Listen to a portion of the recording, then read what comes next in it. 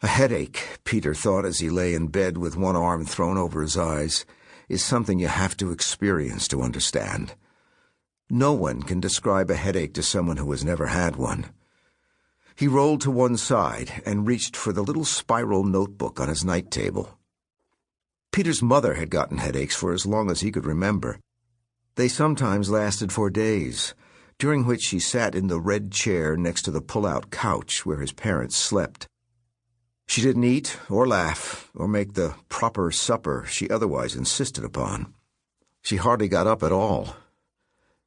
"She's gone away again," his father would say. "But she'll be back." It happened maybe twice a year. Everyone said how much Peter was like his mother. Their skin that was nearly paper white, their all-over freckles, their wavy hair, hers dark, his blonde like his father's. Even the way they sneezed, always twice, and laughed, very quietly, after one loud sort of bark. So Peter had always assumed that, like his mother, he would get headaches one day, and that when he did, they would be headaches just like hers. Peter paged through the worn notebook. It had his friends' phone numbers in it, and the names of some video games he wanted if his parents ever let him get a video game, and the address of a company in Oregon that sold old radio parts for almost no money, and a bunch of other things. He flipped to the inside back cover, where he had made a series of slashes. Just after his 12th birthday, Peter's mother began asking him whether he had a headache. She had never asked him that before, and he couldn't help thinking it was strange she had to ask at all. Wouldn't it be obvious when he had a headache? Wouldn't he, too, sit in the living room and never smile or get hungry? But she kept asking, every week or two, always smiling carefully, as if she were expecting bad news. So they waited, together. Peter got his first headache a few months later. He knew right away what it was, and 3 things surprised him about it. First, it lasted only a few hours.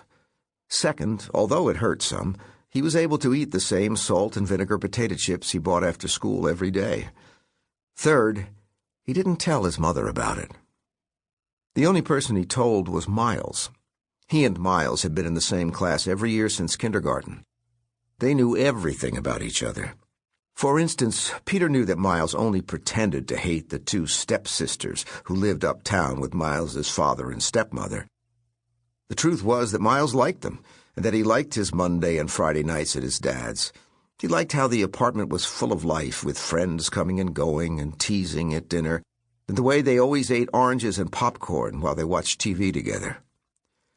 And Miles knew that Peter was afraid to tell his mother about his first headache, because it had brought him a little closer to knowing what he had already half known for years, that his mother's headaches were not headaches at all, but something else entirely, something she didn't want to talk about, something like sadness.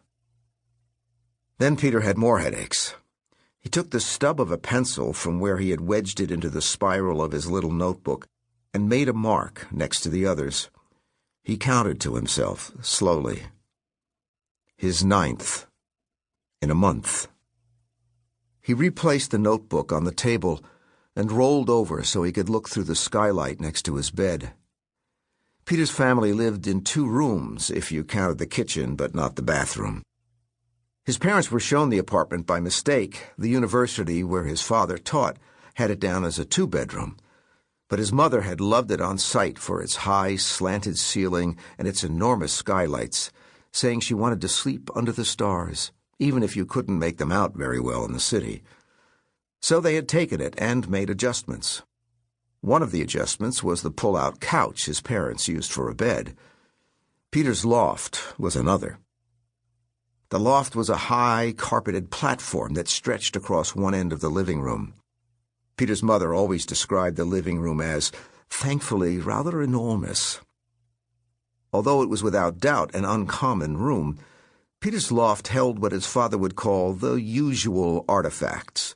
Along with the bed, the desk, and the bookcase, there were 3 shoeboxes packed with baseball cards, a few stuffed animals, and a collection of old radios, most of which Peter had rebuilt himself, or tried to.